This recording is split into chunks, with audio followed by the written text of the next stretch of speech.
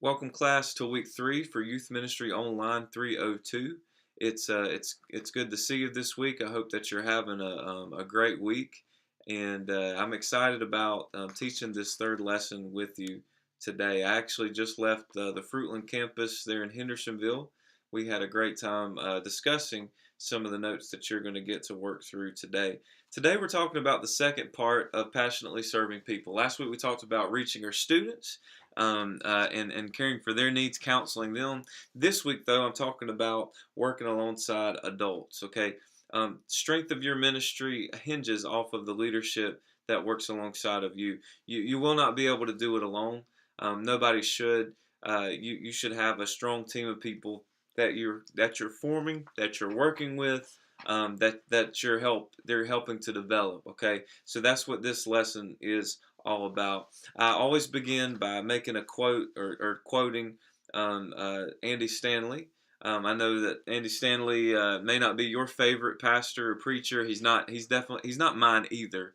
But he is. But regardless, he is sound in leadership. He is a phenomenal leader and motivational speaker in that regard. And he can preach. I don't get me wrong. He said some things that I don't always agree with, but you probably have heard me say some things that you don't agree with. So I'm rambling about that. But Andy Stanley, in a leadership blog that he put out, he said, plain and simple, if you don't define what excellent looks like for your staff and volunteers, they will define it for themselves. How true is that? You are the leader, okay? You are the leader of your ministry. You are under the lordship of Christ. I understand that, but you are at the forefront. You are the leader. You are the one called to that position, and you have to define what leadership is. You have to define what excellence looks like. You have to define what you would deem to be successful for your ministry, and you have to share the vision, and they have to know which direction to go. And so it does hinge off of what you decide to do, how proactive you are. So today I want to encourage you by asking this question: why team ministry? Why should I trust in others to help me along the way? Why should I develop other leaders to work in my ministry? So I'm going to begin by asking the question, why team ministry? Well, let's talk about it. Let's talk about it. One, it is the biblical pattern. It's the biblical pattern. I give you several scriptures to consider. John chapter 2 is one where Jesus changes the water into wine. Notice how he uses his disciples in teamwork.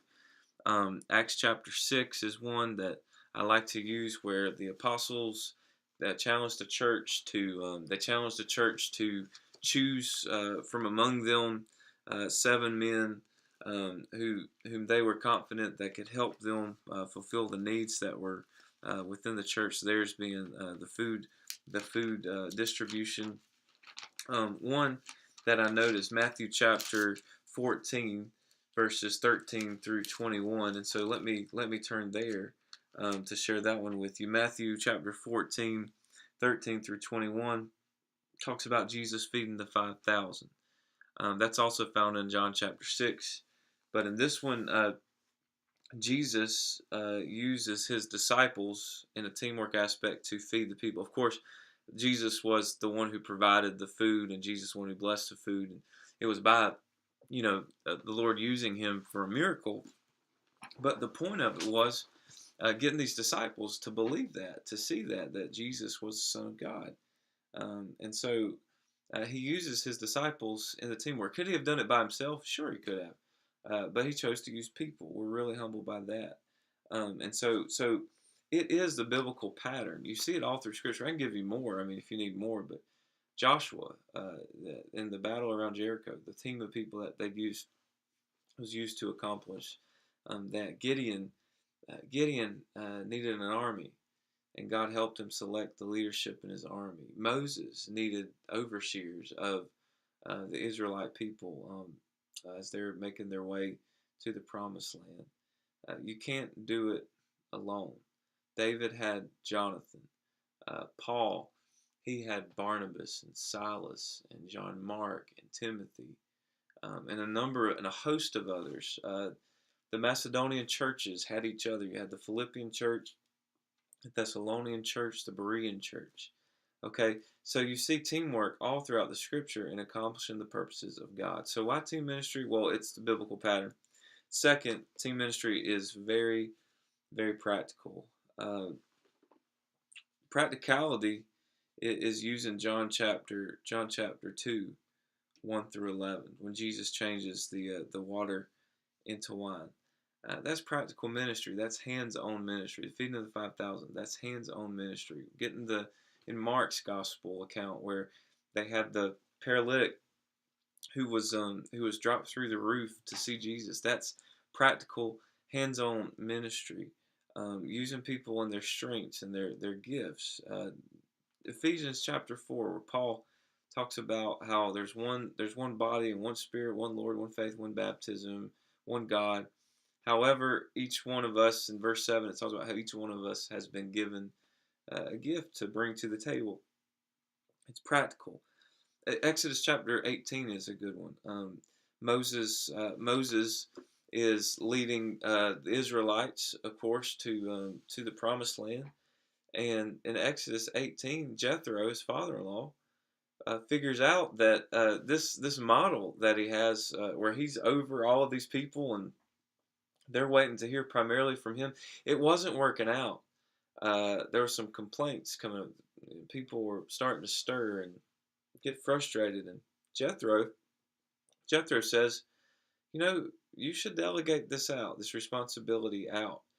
And so that's what happens. Jethro helps Moses to select leaders that would lead, increments, tens, hundreds, thousands of people, if that. But you see that leadership changes by need, and sometimes someone is able to handle one person or 10 people. Some are able to handle 50 people or 100 people. Some are able to handle even more. But it is about the Lord's leadership and what people are able to do. A really neat activity that we did today in class at Fruitland is I had all the students come into the gym, not the gym, the chapel area, and I made an obstacle course in the chapel area. And so I had students. One student was blind, another student was helping direct them through the obstacle course. You had to trust the voice of your leader. Well, there are some differences. Some students led by their voice. Some students led with their hands. Some students said you need to take three steps forward or 3 steps backward. Some said you need to get on your hands and your knees and crawl. Some leaders led from the front. Some leaders led from behind. Some leaders led from the side. There was a couple of groups that had more than 2 people in them. So you had a leader trying to lead 2 people across the obstacle course. It was a really good day to show them how teamwork works across the board, how it's practical. There, of course, the biblical pattern in it. We talked about that. Let's talk about this third one though. Why team ministry? Well, it builds longevity. Uh, you'll burn out if you don't have adequate help. You can't do it all by yourself, and you shouldn't be expected to do it all by yourself. You're not that good. I'm not that good. Your idea bank will run thin. You need the ideas.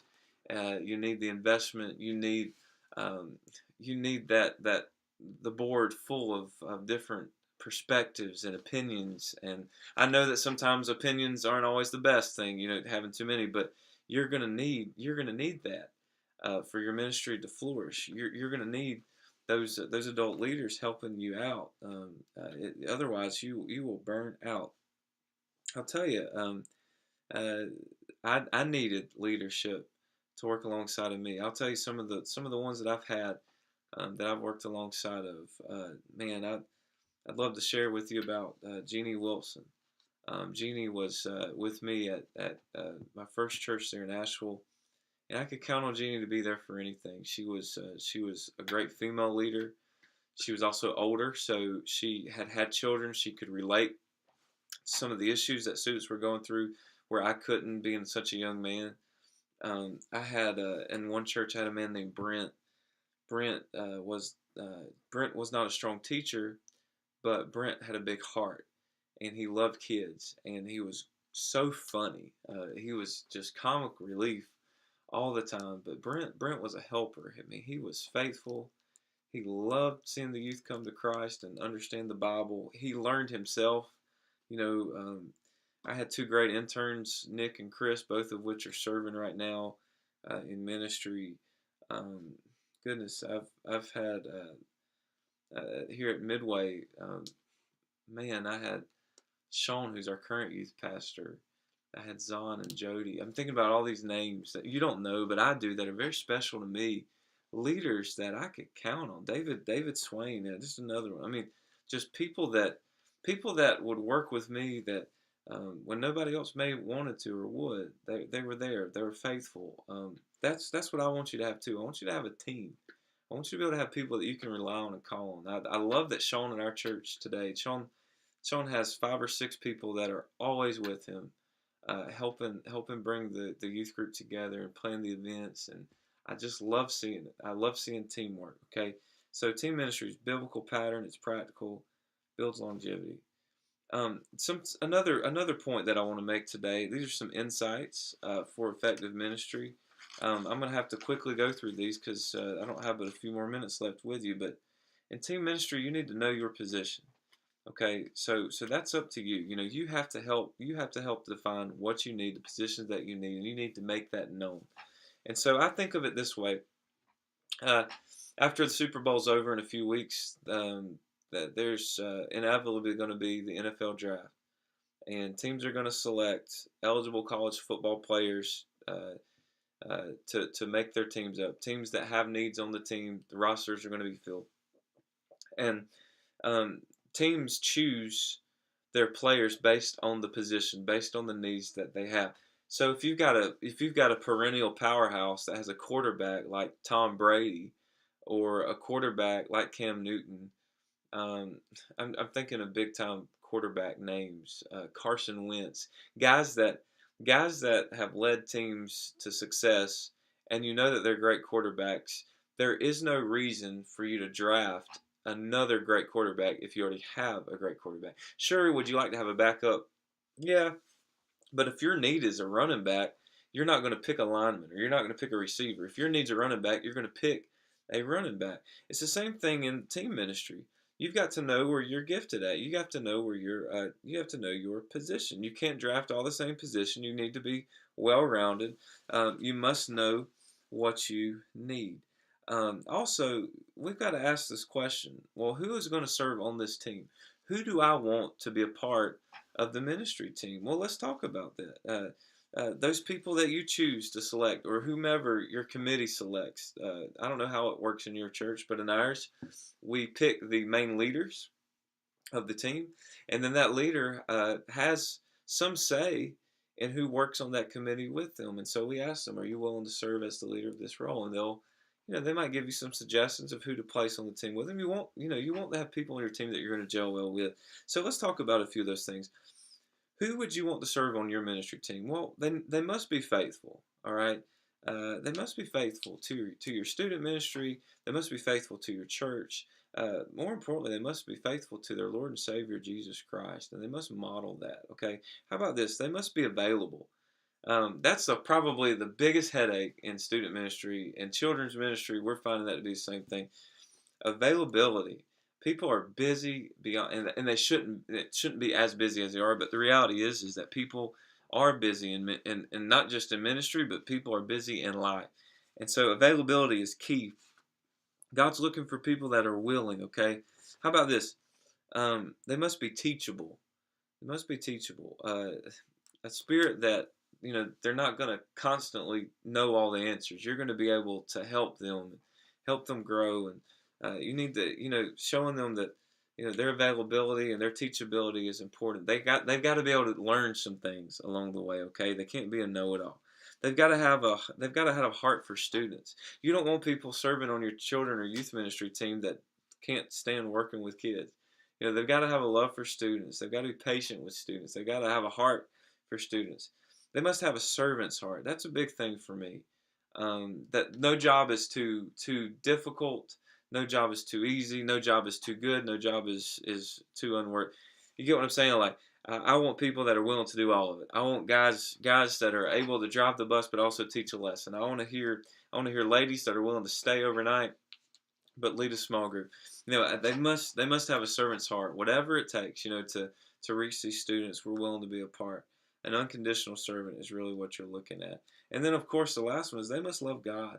Love God. The best student workers that you could have are saved student workers. I mean that I know that that's not original to you, but the best servants of God are those who love God and know God and are saved by God. Okay, in our ministry, you've got several ways that you could use these folks. Where are they needed? Well, we need prayer warriors on our team. We need people that are willing to pray for our ministry on a consistent basis. Excuse me, sir. Whew. Had to yawn. Where are they needed? We've got the prayer ministry. So it's vital that you've got people that are on the foundations and on the front lines praying for you. Hands-on ministry. You got people that are more physical in nature that like to do hands-on things. So ministry and missions might be their forte. But then you've got the handout. Hands out. Hands out would be like resources. Those are for people that are able to build. But hands on, of course, are those that are able to speak and preach and accomplish ministry and lead groups. But those are the three areas that I define where they're supposed to be and where they're needed. What are they supposed to do? Once you decide who you want to be on your team, well, what do they do from there? I think that they should make a covenant. I think they should make a commitment with the Lord, with you, and with your student ministry.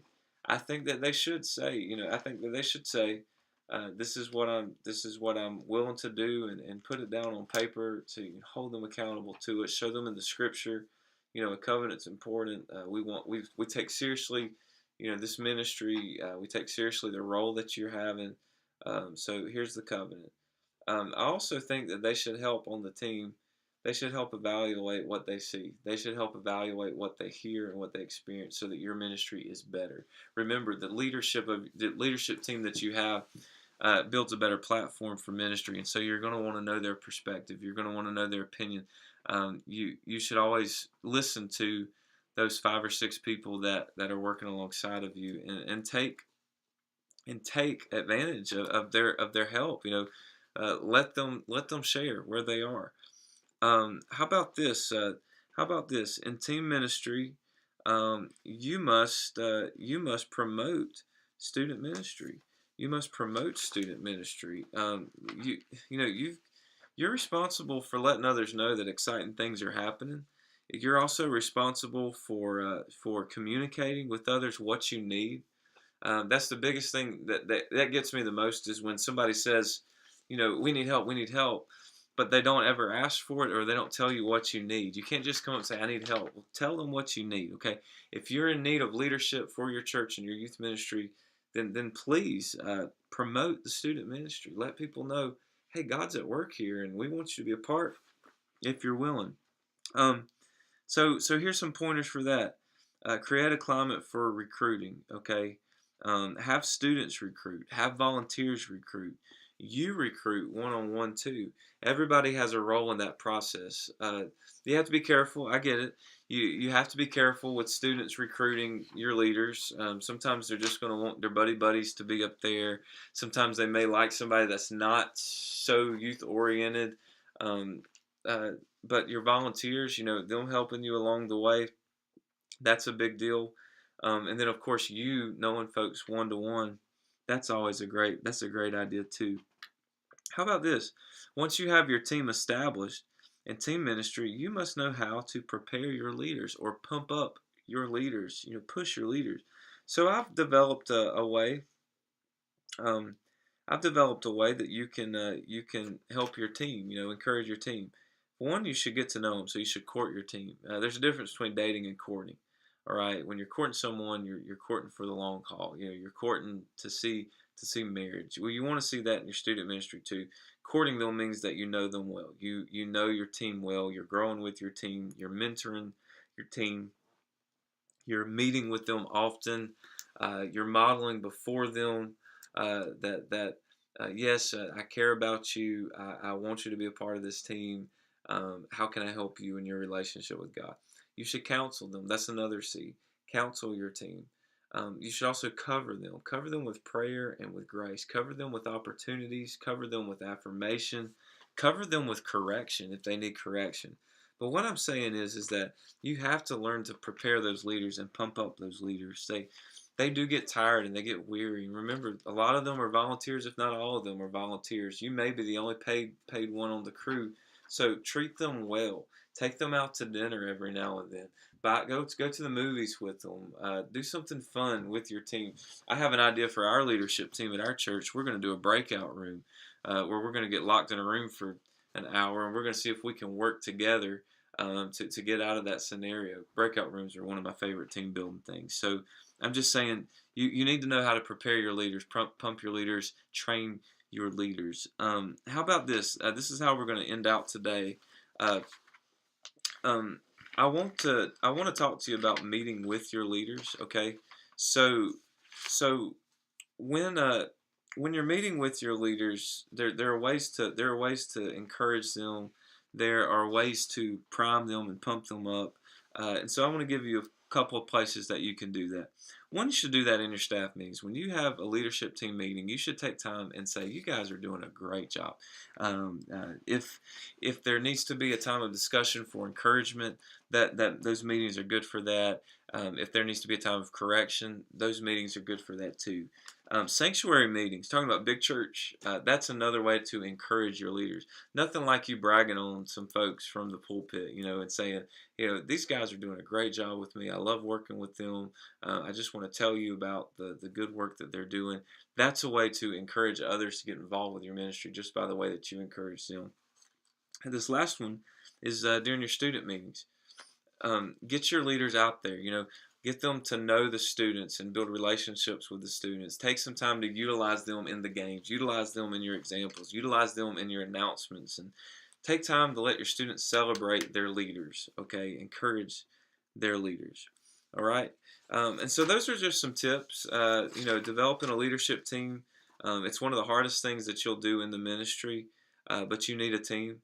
The insights that I give you, I know they're nothing new under the sun. These are things that you probably already knew, but drafting your team is important. Knowing who's going to serve, where they can serve, how they can serve, that's vital for your ministry. Okay, so I hope that these pointers will help you as you develop a team. Remember, there is no Lone Ranger. You can't do this alone, and so I don't encourage you to. One thing that I would like to ask you to consider doing, though, is making a student ministry application ready for leadership to fill out. They need to know what's expected with them, and you need to know that you can have their commitment and their word. And so I encourage you, if you don't have a leadership covenant and application, to make one for your team. Talk about the purpose of your ministry. Talk about how that's played out. All right. I hope that you've enjoyed this week's lesson. Again, if you ever have any questions, I'm always available to talk. I am working through your discussion forums. I've got your quizzes this week, so I'll be grading those and posting some grades and sharing with you, if there's anything that you needed to review or do over. Next week, you will have a second quiz, so your second quiz will be coming next week. Stay in tune with your reading, and as always, be working on those projects. Okay, so you'll need to present your paper come week 9. But I hope you're enjoying the class. I hope that you're enjoying talking with each other. And again, if you have any questions, let me know. All right. Y'all take care. Talk to you later.